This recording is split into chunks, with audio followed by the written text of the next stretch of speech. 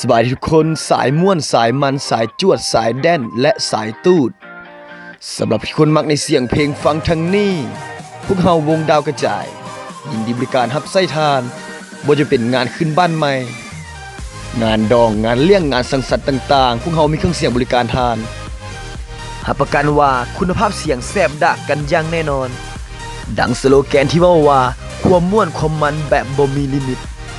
เครื่องเสียงดีบริการถึงใจถึงใส่ถึงกันบอกว่าท่านจะใส่อยู่หูให้ปลายนาพวกเฮาก็จัดให้ท่านได้ขอเพียงท่านใส่บริการพวกเฮาท่านจะบ่ผิดหวังอย่างแน่นอน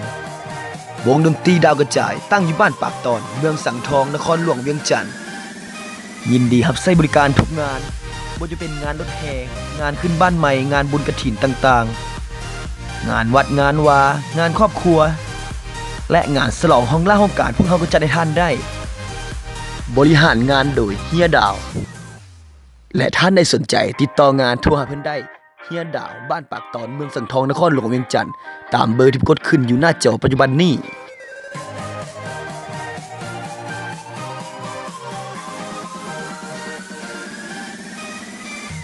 เครื่องเสียงดีบริการถึงใจถึงใส่ถึงกันความม่วนความมันแบบบ่มีลิมิตกับวงดนตรีดาวกระจาย